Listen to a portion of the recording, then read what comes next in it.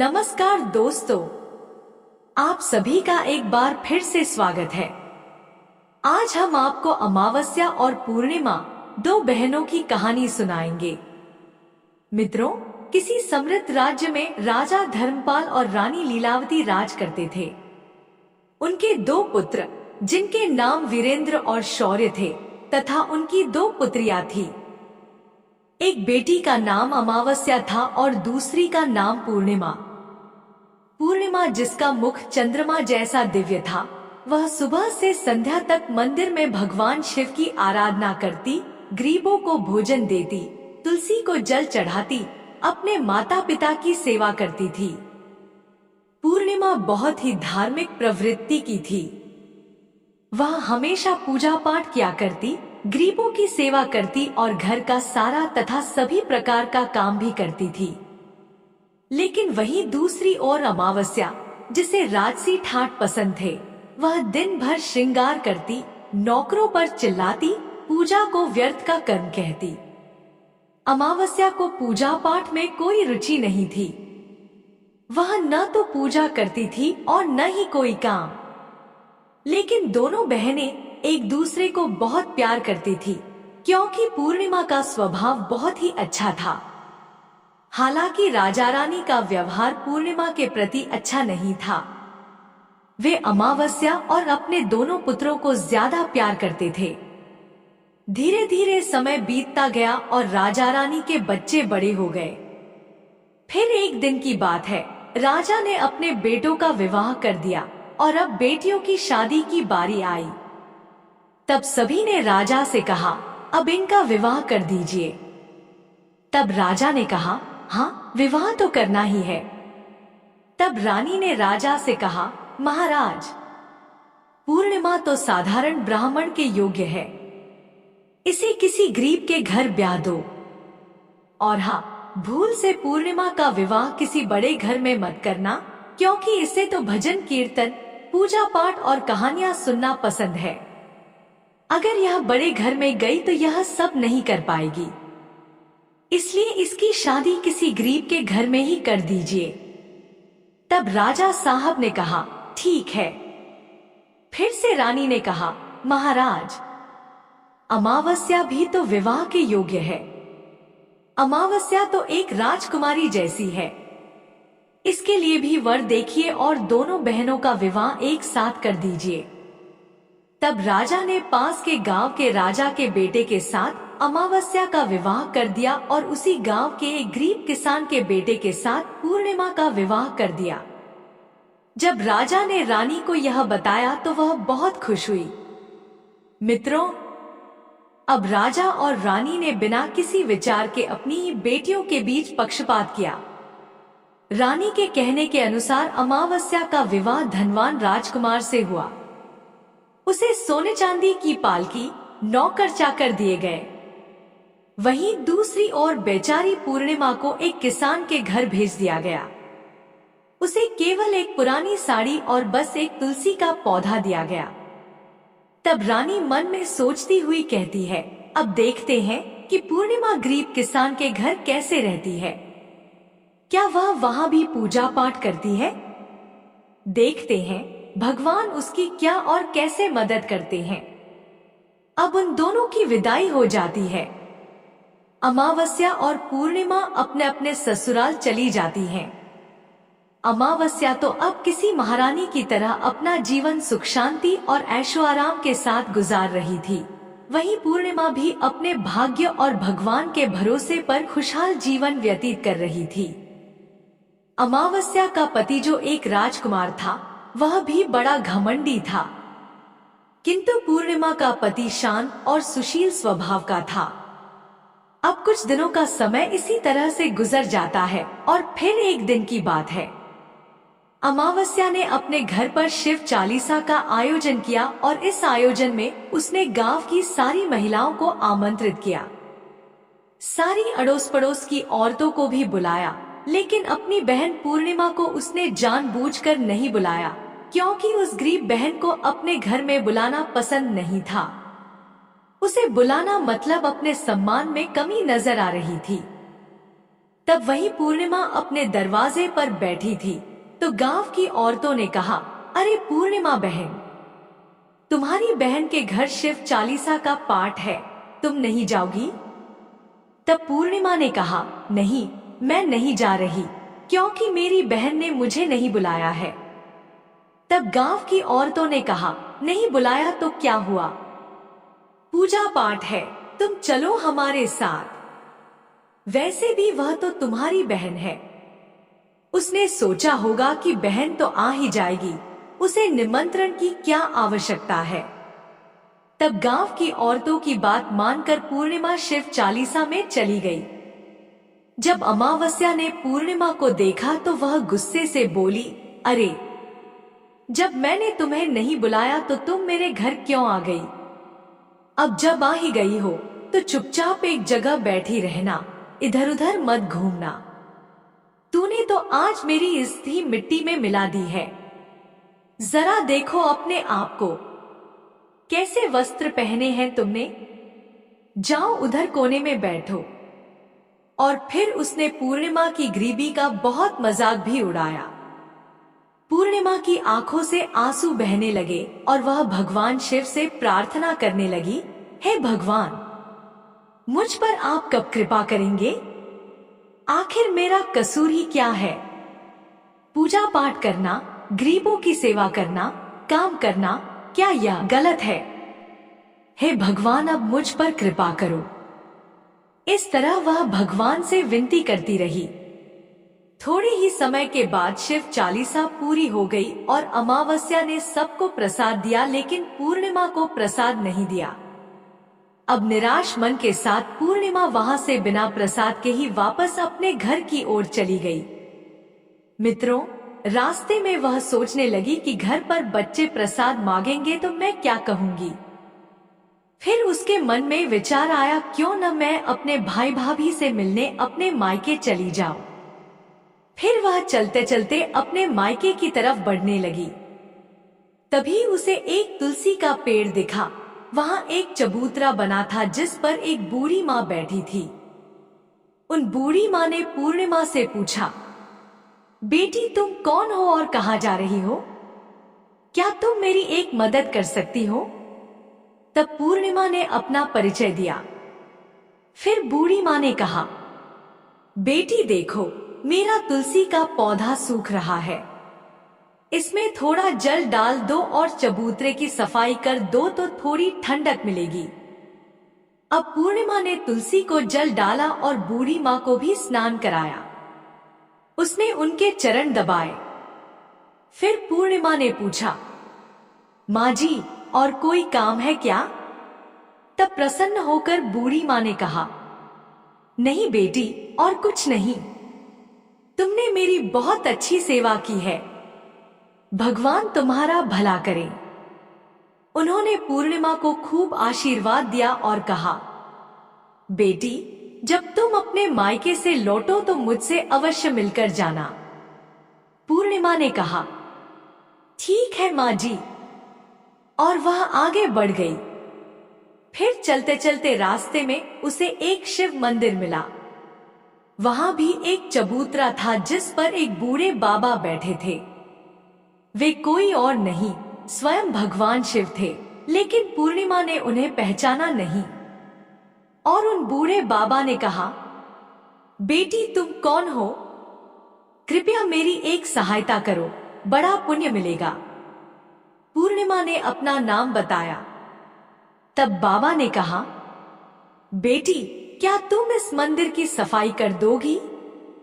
यह बहुत गंदा हो गया है, और मेरे नहाने के लिए 2 बाल्टी पानी भर देना तो तुम्हारा बहुत एहसान होगा।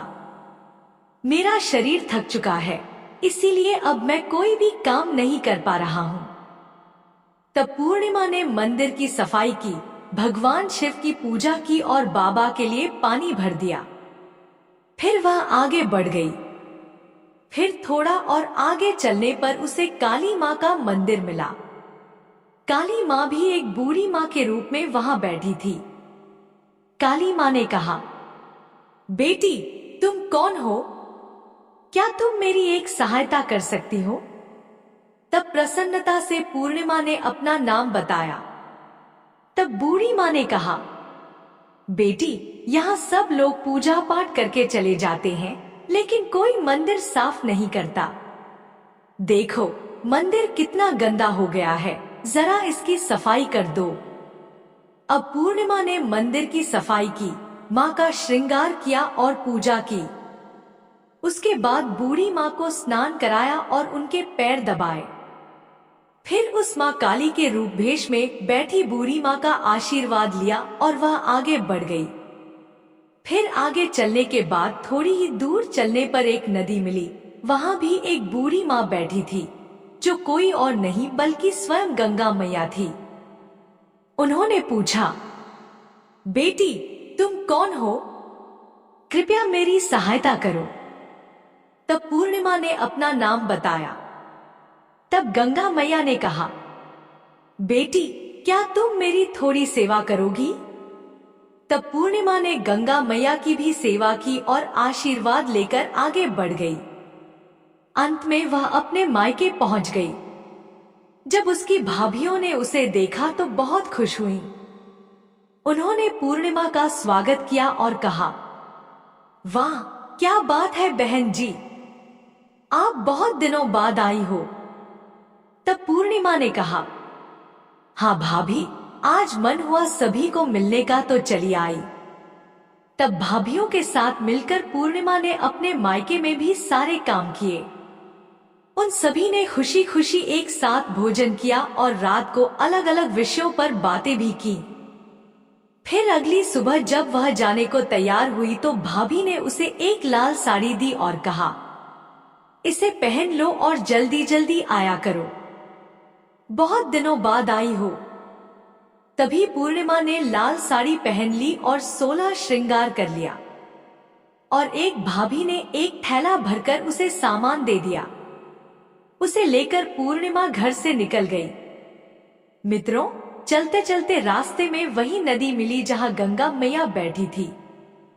उन्होंने कहा, बेटी, आ गई अपने मायके से? क्या लाई हो? पूर्णिमा ने थैला दिखाया और कहा, माँ जी, मेरी भाभियों ने कुछ सामान दिया है।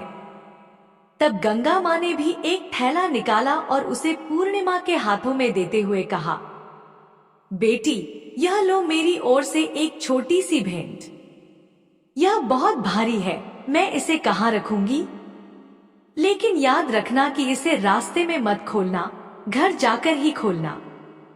तब पूर्णिमा ने कहा, ठीक है माँ जी, और वह आगे बढ़ गई। फिर थोड़ी ही देर के बाद वहीं काली माँ का मंदिर मिला। वहां भी बूढ़ी माँ ने पूर्णिमा को एक थैला दिया। अब उसके पास 3 थैले हो गए। फिर आगे बढ़ने पर वहीं शिव मंदिर मिला। वहां भगवान शिव ने भी उसे एक थैला दिया। अब 4 थैले हो गए। फिर चलते चलते वहीं तुलसी माँ मिली। उन्होंने भी एक थैला दिया। अब 5 थैले थे। जब पूर्णिमा अपने घर पहुंची तो उसने सभी थैले खोले। पहले थैले में खाने पीने की चीजें और कपड़े थे। दूसरे थैले में सोने चांदी के आभूषण थे। तीसरे थैले में धन संपत्ति थी। चौथे थैले में अनाज भरा हुआ था और 5वें में महंगे वस्त्र थे। अब पूर्णिमा के घर में किसी चीज की कमी नहीं थी। वह खुशी खुशी रहने लगी। फिर एक दिन पूर्णिमा ने सोचा कि क्यों न मैं शिव चालीसा का आयोजन करूं, और उसने शिव चालीसा रखी और सबको बुलाया। वह न्योता देने के लिए अपनी बहन अमावस्या के घर भी गई। और फिर जब अमावस्या अपनी बहन के घर आई तो उसने पूर्णिमा के घर में धन दौलत देखकर आश्चर्यचकित हो गई। उसने पूछा, अरे बहन, अचानक से तुम्हारे घर में इतना धन दौलत कैसे आ गया? तब शांत स्वर में प्रसन्नता से पूर्णिमा ने कहा, देखो बहन, जिस दिन तुमने चालीसा रखी थी तो मुझे नहीं बुलाया। फिर भी मैं बिना बुलाए तुम्हारे घर गई, लेकिन तुमने मुझे प्रसाद नहीं दिया। फिर मैं मायके गई और वहां से यह सब लेकर आई। अमावस्या ने कहा, अच्छा, तो यह बात है। अब मैं भी जाऊंगी मायके। तुम भी मुझे डांटना और प्रसाद भी मत देना। तब पूर्णिमा ने कहा, अरे बहन, यह तो भगवान का प्रसाद है, मैं तो सबको दूंगी। लेकिन अमावस्या ने प्रसाद नहीं लिया और अपने घर जाकर बच्चों से कहकर मायके चली गई। अब चलते चलते रास्ते में वहीं तुलसी माँ मिली। जब उन्होंने अमावस्या को कहा, बेटी, यह चबूतरा साफ कर दो और तुलसी में पानी डाल दो, कृपया मेरी मदद करो। तब क्रोध में आकर अमावस्या ने कहा, ये बुढ़िया, मैंने इतनी महंगी साड़ी पहन रखी है, यह गंदी हो जाएगी, मैं कुछ नहीं करूंगी।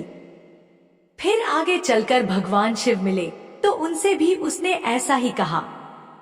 काली माँ और गंगा मैया से भी उसने यही कहा। उसका अभद्र व्यवहार देखकर सभी देवी देवता रुष्ट हो गए। अब जब वह मायके पहुंची तो भाभियों ने उसे देखकर कहा, अरे महारानी, यह कहां से आ गई? इसे तो कुछ काम भी नहीं आता, बस आ गई अपना मुंह उठाकर मुफ्त में भोजन खाने के लिए, बिन बुलाए ही आती है, इसे कोई शर्म भी नहीं है। और तभी रात्रि में अमावस्या खाना खाकर सो गई। सुबह होने पर वह बोली, भाभी, मैं जा रही हूँ। भाभी ने कहा, ठीक है, जाओ महारानी जी। तब अमावस्या ने कहा, भाभी, पूर्णिमा को तो आपने थैला दिया, मुझे कुछ नहीं दिया। भाभी ने कहा, जो तुम्हारे घर थैला पहुंच जाएगा। तब अमावस्या चल दी।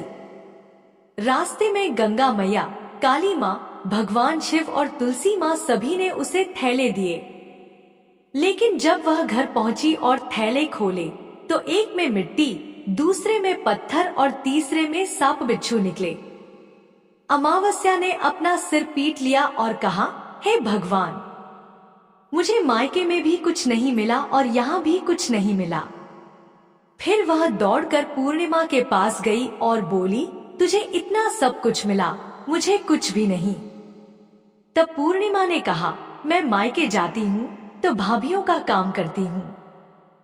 तुमने तो कभी भाभियों की मदद नहीं की। तुमने गंगा मैया, शिवजी, काली माँ और तुलसी माँ सभी को ठुकरा दिया। इसलिए भगवान ने तुम्हें कुछ नहीं दिया और उनका अपमान किया। तब अमावस्या ने कहा, बहन, मुझे माफ कर दो, मैंने सदा ही तुम पर अत्याचार किया, अब मैं भी भक्ति करूंगी।